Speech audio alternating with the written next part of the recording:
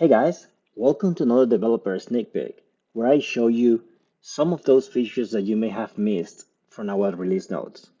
And today I want to show you one of the features that will allow you to be faster while doing these movements. So it's very simple, but ultra useful. So let me show you. I mean, in Titan, there is a lot of ways to do these movements, right? You can do, you can use the widget, you can use the values over here, you can multi-select and do movements, but the widget is very versatile. So as you can see, depending where what you're doing, the widget reacts to rotating from the distal or rotating from the mesial. It does, it changes to show you um, how far it's moving. It's very versatile. It does things based on what you're doing. And so it's one of the things that doctors use the most.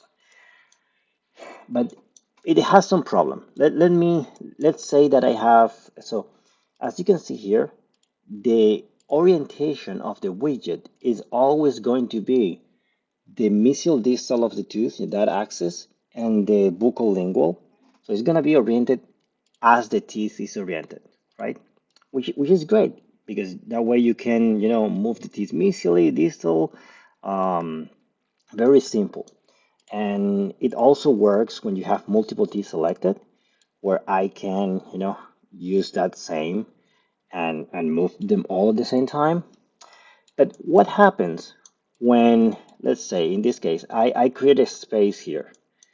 So if I select this tooth and I want to close that space, see that the orientation of the widget is in the mesial distal of the tooth, but the teeth is rotated. So if I move it, it's just go on the wrong way. Up to now, you have to go a little bit and go a little bit, and that creates the that movement that you need. All fine and good, but it's extra steps. So let me get back. Um, so we solve this by introducing alignment. So when you select a tooth, in the panel, there is on the bottom here, alignment. By default, it is aligned to the tooth. But if I click here, then it's going to be aligned to the camera. And as I move the camera, see that the axis moves with me. There is also another alignment, which is the arch. Let's see first the camera one. So with the camera, I can close this space. Is really simple. I just, sorry, I wasn't this camera. I just rotate the view and make one of the axes match the direction I want to go. So I put it this way. I want to go that way. So I move it very simple into that direction. No staircasing or anything like that. You just go straight. And you can do that for any other direction. I can, let's say I want to go fully inside. So I just go here. Or I want to go here, then I want to go straight. See? Very simple to move it where you want to, where your intended target is. Another, now this work, you align it and you move it, but sometimes you just want to follow things along the arch. So if I change here to arch, then depending where I am on the arch, the orientation will be aligned to that part of the arch. In this case, on the arch, it goes straight up. In here, it goes more 45 degrees. In here, it goes more straight. See, it follows the pattern of the arch. The good thing is that if I select here, I am in arch mode. I start rotating and then start rotating. See that the movement now rotates as I walk along the arch. So it's not just straight, it's straight along the arch. So this will be a real mesial-distal. I'm here moving the teeth mesially, and as it goes more toward the back, it leans into the arch to keep that same distal movement.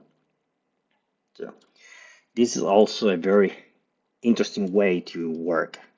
Now, another important thing is that I love the camera one. Let me go to camera. If I Another important thing that we introduce is that as you move, you can up to now you can go inside the teeth, right? And then if you want to place them all together, you have to start seeing the spacing number and move it until it is 0.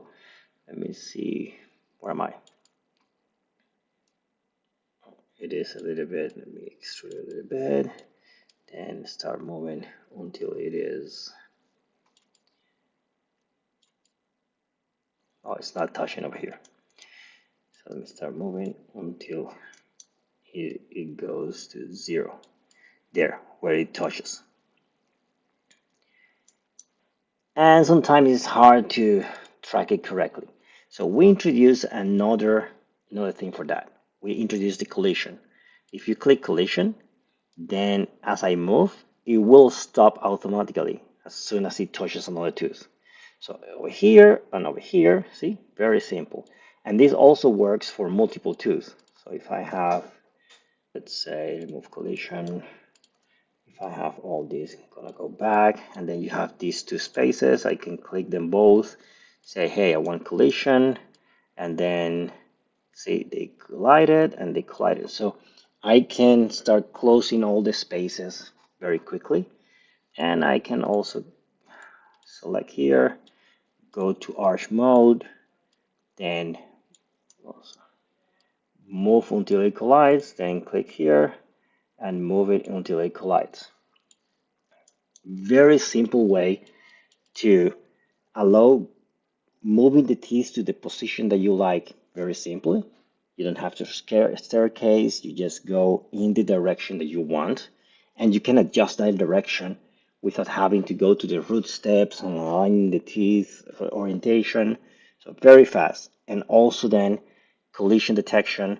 We also have a push, but it's not enabled here in this version. We're going to be enabling soon. So a push where it not just collides on the stop, but also collides and then start pushing the next and the next and the next. So we're releasing those two. Remember, all of this is available right now in the beta version 13. 1.2a early access 13, which you can download right away. And it's not available on live yet. It will be on the next cycle. So try it. See if you like this, but it should allow you to move things much faster and get to the target pose that you want quickly. I mean, hope you like it. There is a lot more updates related similar to this that I want to show, but let's keep these videos short. And so see you in the next version, in the next video, and have a good one. Bye.